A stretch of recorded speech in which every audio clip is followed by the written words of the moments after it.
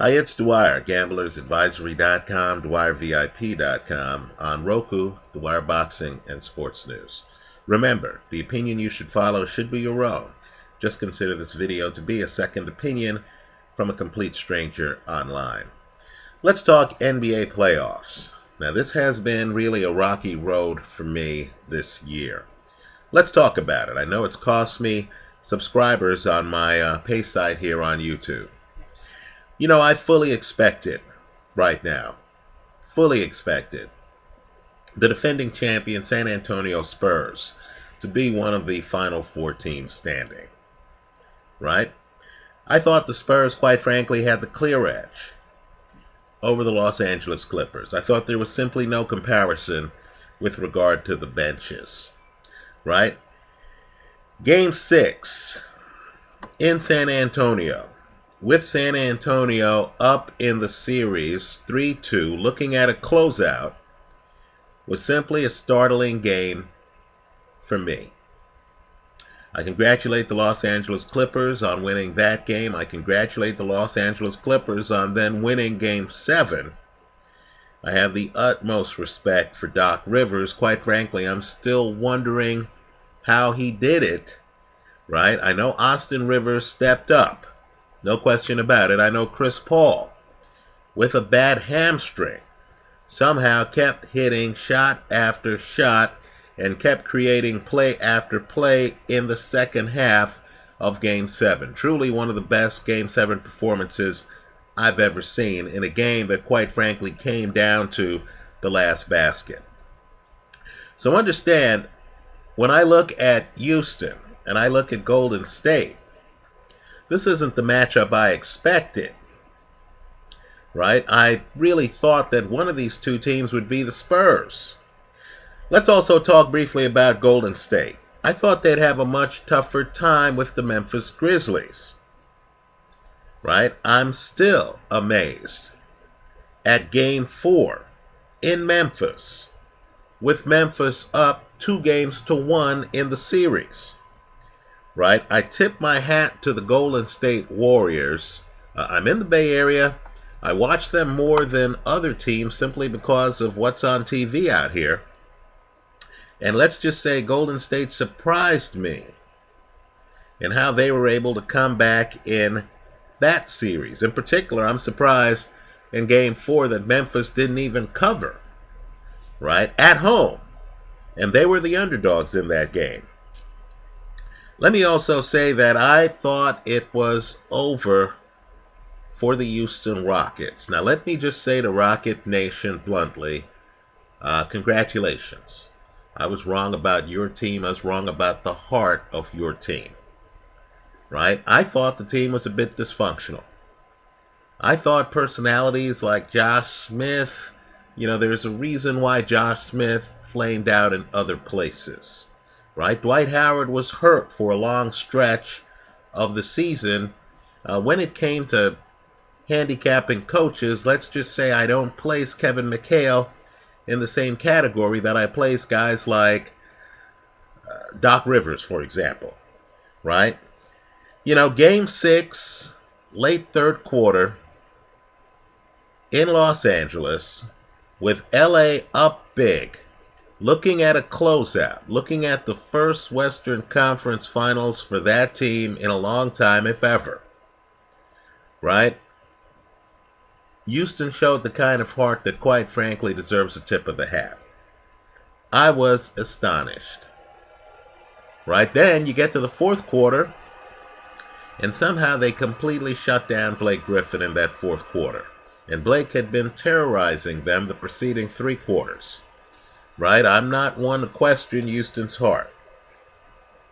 Now, that said, all of that said, right? And kudos to Dwight Howard, kudos to Kevin McHale, kudos to Josh Smith, kudos to James Harden. Guys, I've doubted. Right? Now, all of that said, it's a new round of the playoffs, and in my opinion, of these Final 4 games, right? Cleveland, Atlanta, Golden State, Houston, I think the best bet here are the Golden State Warriors to win the series prop over the Houston Rockets. I know Houston's riding high. I think people right now are, totally appreciative of Houston's offense. No question about it. I think they recognize now that Dwight Howard is healthy, right? Let me just say, though, if you look at the numbers, forget the regular season, just look at the playoff numbers. Golden State is much better, and I mean much better, than Houston defensively. Folks, they're in different area codes. They're in different time zones, right? Golden State really is one of the league's elite defensive teams. Let me say this, too. You have some stealth superstars on the Golden State Warriors. It surprised a lot of people that Draymond Green finished second. Think about that, second in the Defensive Player of the Year voting. Right? I believe Kawhi Leonard's the person who won it.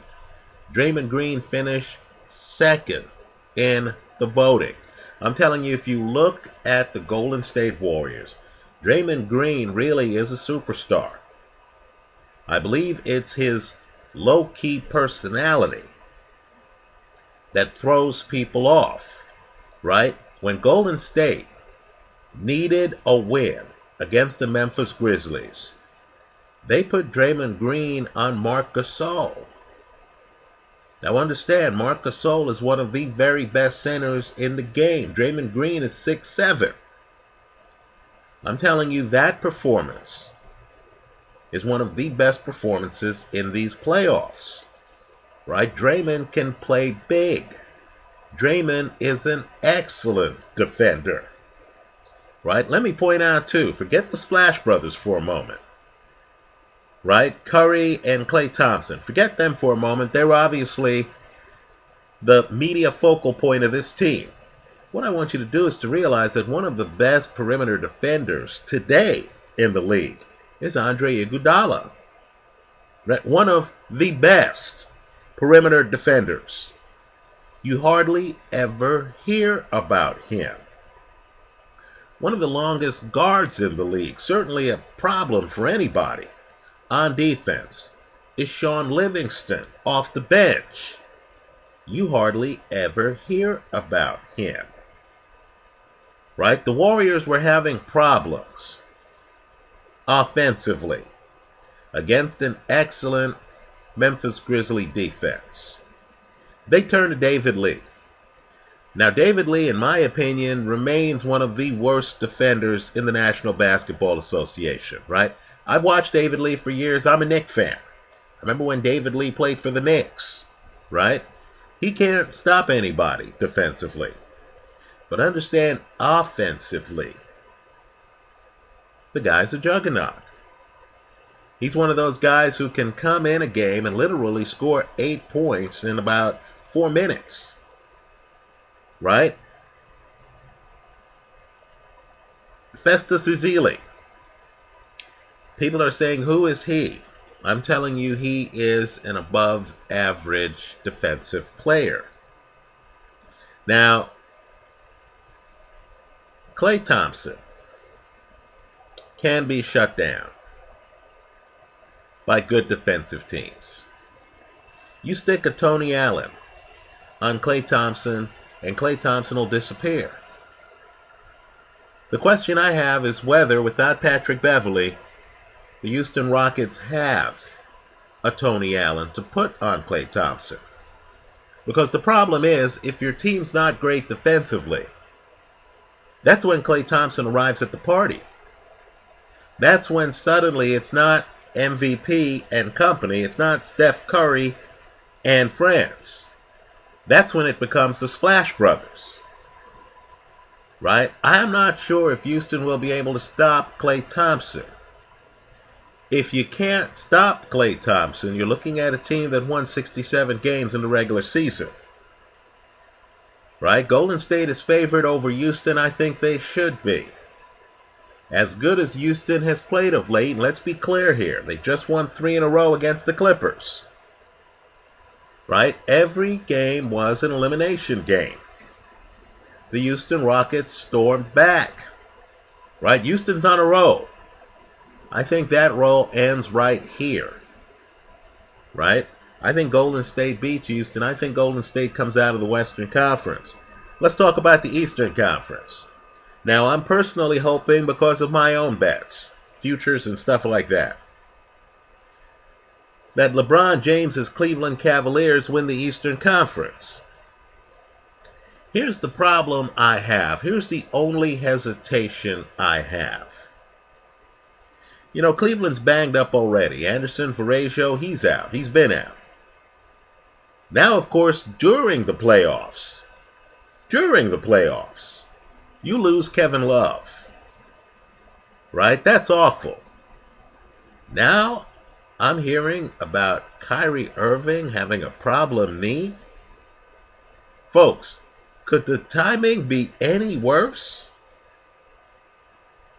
I don't like the idea of Kyrie Irving being a game time decision.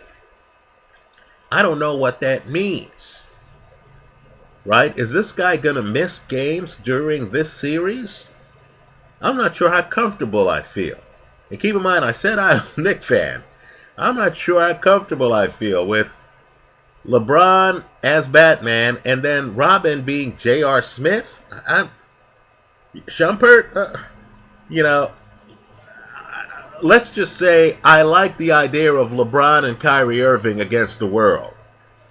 Now you're stripping back the team even further. This might be about LeBron and a supporting cast, just like it was last year in the NBA Finals, Miami against San Antonio. How'd that work out for LeBron? So I think the Cavs have the talent to win the series, right? I'm going to have a wait-and-see approach because I'm not sure right now if they have the health to win the series, right? I don't like the idea of Kyrie Irving, a big-time part of that team, not just from a shooting perspective, but also from a ball-handling perspective, right? And from a penetration perspective. Without him, anything can happen. So I'm going to wait and see on the East. That's how I see it. Let me hear from you. Leave your comments for all of us here. You don't have to agree with me. Lord knows people who follow this YouTube account know that's the case. If you have a different take, if you believe it's Houston's time, if you believe the ATL has been disrespected all year, you were the 1 seed out of the East. You have the home court right now in the East.